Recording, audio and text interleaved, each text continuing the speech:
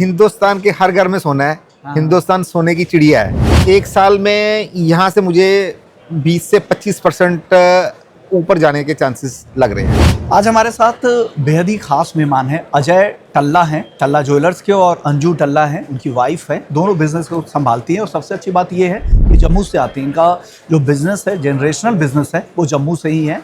और साथ ही उधमपुर या कुछ जम्मू एंड कश्मीर के कुछ एरिया में इनके स्टोर्स है। सबसे पहले बताइए, वहाँ पर सबसे बड़े चैलेंज आप क्या देखते हो? सर, जम्मू में ऐसा चैलेंजेस वही हैं जो पूरे हिंदुस्तान में है। हमारे कोई चैलेंजेस नए नहीं है। कोई चैलेंज नहीं है। नहीं, हमारा कोई माहौल कैसा है जम्मू का? बिजनेस का माहौल सर कोई खास अलग भी नहीं है। हाँ। और ठीक ही चल रहा है, बल्कि कोई इतना बड़ा चैलेंज नहीं। नॉर्मलसी समझे, वहाँ पे सब कुछ नॉर्मल है, कोई भी दिक्कत है किसी तरह नहीं, ऐसी कोई दिक्कत नहीं है। अभी एज सच सरकार बहुत अच्छे से काम कर रही है और अभी कोई प्रॉब्लम नहीं है हमको। पुरानी भी सरकार अच्छे से काम की, अभी भी अब पहले से चीजें बहुत अच्छी हुई हैं, बेटर हुई हैं। हाँ। ईज ऑफ डूइंग बिजनेस पहले से ज्यादा अच्छा है। हाँ। और आगे और अच्छा होगा, हमें ये उम्मीद है। अभी अगर ओवरऑल देखें ज्वेलरी इंडस्ट्री के तौर पर, तो आपको सबसे बड़ा चैलेंज क्या लगता है? क्या बड़े रिस्क अभी ज्वेलरी इंडस्ट्री के लिए है? क्या जियोपॉलिटिकल कंसर्न, ईरान वाला वॉर की स्थिति, स्लो डाउन की चिंता, पावर क्राइसिस, बाकी रॉ मटेरियल की सप्लाई की दिक्कतें, या इंटरनली जिस तरह के प्राइस गोल्ड सिल्वर के बढ़े थे, उसके बाद अचानक से बड़ी गिरावट, उस वजह से अनिश्चितताएं, क्या बड़ा रिस्क है इस मार्केट? रिस्क अगर हम देखा जाए तो ज़्यादा बड़ा रिस्क मैं नहीं समझता। लोगों को लगता है कि प्राइस वॉलेटिलिटी है, तो ये गोल्ड की प्राइस की वॉलेटिलिटी शुरू से ही चलती आ रही है। चांदी सोना वॉलेटिल रहेंगे। हाँ। अभी भी हैं, पहले भी थे, आगे भी रहेंगे। ओके। तो इसको अगर हम पॉजिटिव वे से लें तो मेरे को लगता है कि वो ज़्यादा अच्छा है। सोना बढ़ रहा है तो सबकी वेल्थ बढ़ रही है। हिंदुस्तान के हर घर में सोना है। हाँ। हिंदुस्तान सोने की चिड़िया है। अभी वेल्थ क्रिएशन को लेकर क्या प्रोस्पेक्ट आप देख रहे हैं इस मार्केट में? लग रहा है कि वेल्थ क्रिएशन के लिए अभी सही भाव है ये? वेल्थ क्रिएशन को आप किस तरह से पूछना चाहते हैं मेरे को? जो इन्वेस्टर है, जो इन्वेस्टमेंट एंगल से आते हैं, इन्वेस्टमेंट के नजरिए से आते हैं सोना खरीदने के लिए, उनके लिए कितना बड़ा मौका है ये भाव? एट प्रेजेंट सोना जैसे 1,85,000 के भाव में भी बिका और आज 1,50 1,55 के बीच में फ्लक्चुएट कर रहा है। हाँ। तो करेक्शन हाई लेवल से आई हुई है। हाँ। तो मैं बोलता हूँ हर समय, हर टाइम, हर भाव परफेक्ट है अगर आपकी जेब में पैसे हैं। बिल्कुल सही। अगर आपकी जेब में पैसे नहीं है तो सारा जो कम सोने का भाव है वो भी महंगा है। एक साल में कितनी तेजी लग रही है? एक साल में यहाँ से मुझे 20 से 25% ऊपर जाने के चांसेस लग रहे हैं। चांदी में भी इतना ही रहेगा, 20 से 25। 20-25% हो सकता है, इससे कम ना हो, थोड़ा ज्यादा हो। इसके पीछे थॉट लेवल क्या है आपका? गोल्ड के पीछे या चांदी के पीछे? गोल्ड और सिल्वर दोनों के पीछे। देखो, गोल्ड जो है वो एक हेज है हमारा, एक सिक्योरिटी है। हाँ। पूरे वर्ल्ड में जैसे वार चल रही है तो, लेकिन उस वॉर में तो गोल्ड इस बार चल नहीं रहा है। नहीं, वार में गोल्ड नहीं चल रहा है। वो चले या ना चले, मेरा समझाने का तरीका कुछ अलग है।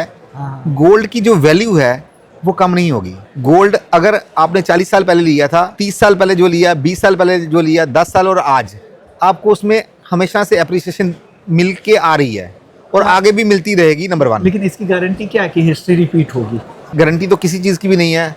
अभी हम बैठे हैं, 15 मिनट में बाहर कुछ हो जाए ना हो, कहाँ मोबाइल पड़ रही है, कहाँ नहीं पड़ जाए, गारंटी तो किसी की नहीं हो सकती।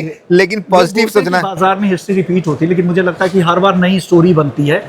गोल्ड सिल्वर की इस तरह की रैली जो मल्टी ईयर हाई पे बने, इस तरह की तेजी की उम्मीद किसी को नहीं थी। कोरोना किसी को उम्मीद नहीं थी कि होगी, सब प्राइम क्राइसिस किसी को उम्मीद नहीं थी।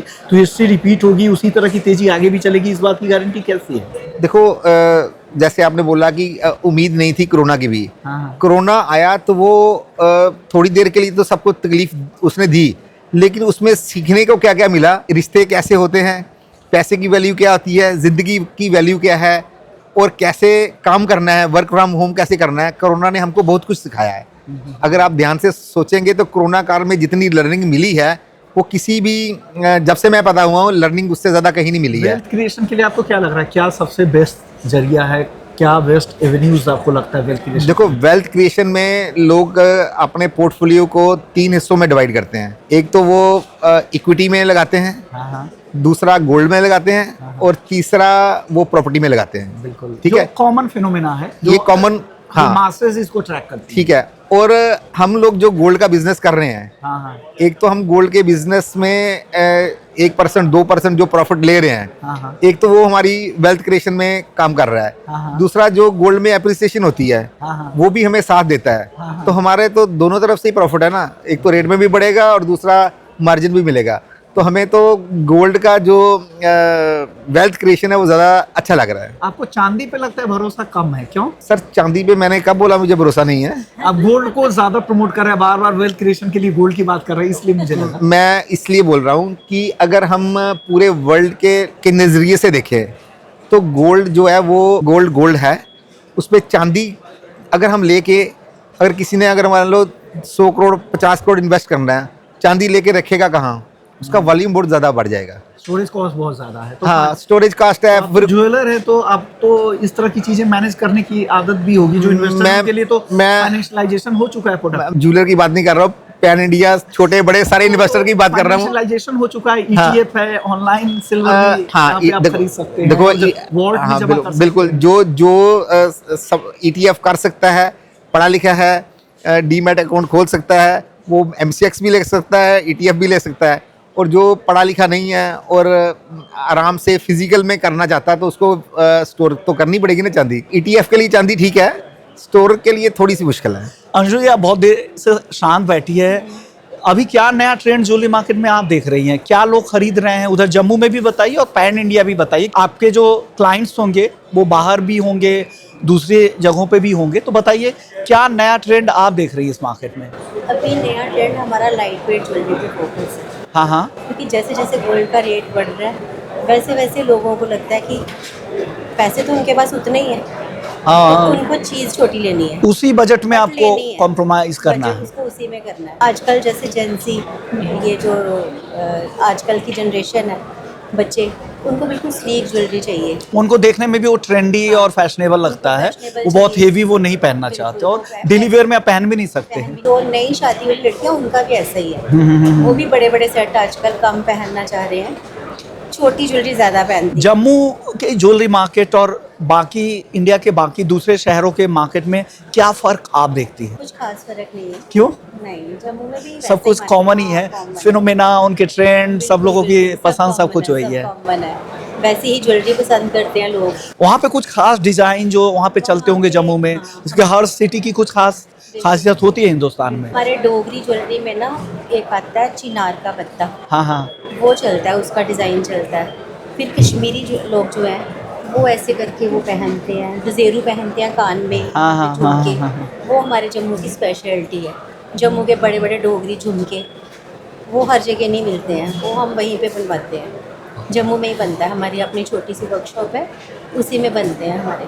ओके, आपको कितने साल हो गए अजय सर? मैंने 86 में स्टार्ट किया था अपना शोरूम। तो 40 साल में क्या बदलाव आपने देखा इस इंडस्ट्री में? 40 साल में इनोवेशन बहुत हुई है। पहले ज्वेलर के लिए या ग्राहकों के लिए? दोनों के लिए, दोनों के लिए।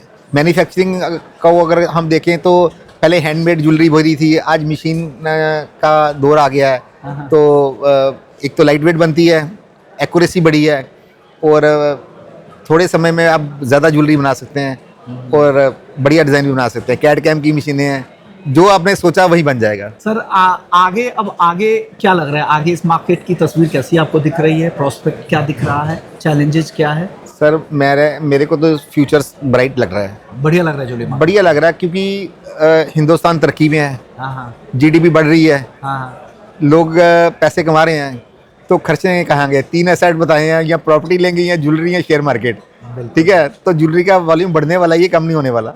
बहुत बहुत शुक्रिया। Thank you, sir. टल्ला साहब थे, टल्ला ज्वेलर्स से।